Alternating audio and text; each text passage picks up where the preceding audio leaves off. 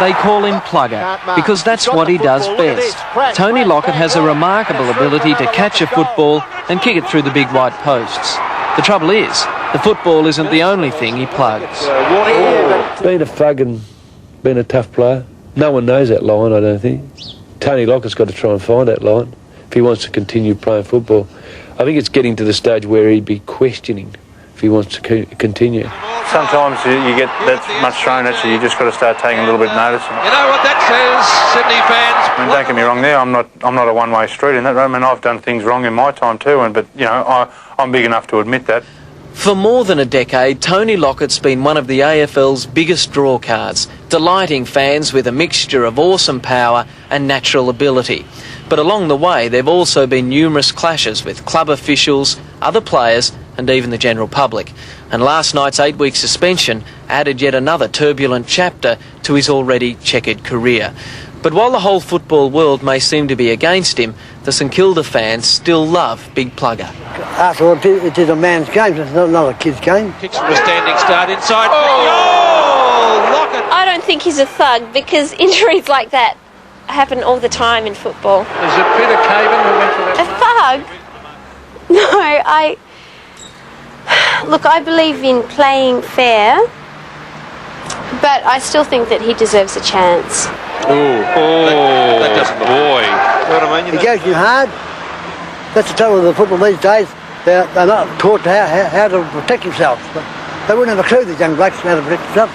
Wouldn't have a clue. I love the way you talk, you walk, you smile, your style. Tony Lockett's rarely been out of the spotlight since moving to the Big Smoke and the Big League from the Victorian country town of Ballarat. While his fearless style thrills the spectators, it keeps landing him in trouble, as it did last weekend when he flattened Sydney's Peter Caven, breaking his nose. The game has rules and people who enforce those rules. It's exactly like society. And if you transgress, no matter who it is, one should be dealt with. The incident infuriated Sydney Swans coach Ron Barassi. I don't care how we catch players doing the wrong thing, and I don't care if they're my own players. If they've done the wrong thing, it's just like the criminal on the street. I don't care how they're caught. I was worried about Ron's attitude. Peter Crackers Keenan was known as a tough man when he played under Barassi in the 70s. You know, I've known coaches to send players like myself out in finals to whack blokes. Did Barassi ever send you out to whack anyone? I don't know. Forget it. That's a long time ago. But I'm not going to stand here and tell lies. I did it once and I would do it again because in some circumstances you can't turn the other cheek forever. After Lockett took out the Swans player, he went on to kick yet another swag of goals and virtually win the game off his own boot. The kick from Lockett. Got a goal! Had he been playing rugby or soccer, he wouldn't have been able to. He'd have been sent off. Yet in Aussie rules, you can break 3 noses and still play on. We could certainly look at send-off rules under very, very strict guidelines, such as where there's absolutely no doubt whatsoever in the umpire's mind. If someone does something crook off the ground, that's a very good idea.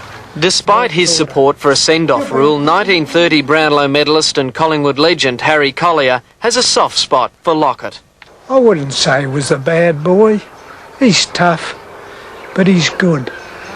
And I feel sorry for him myself. Take the swing with me.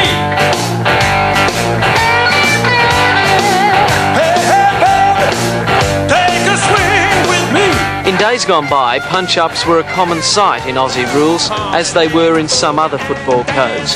Crackers Keenan says players in his day were far worse than Lockett.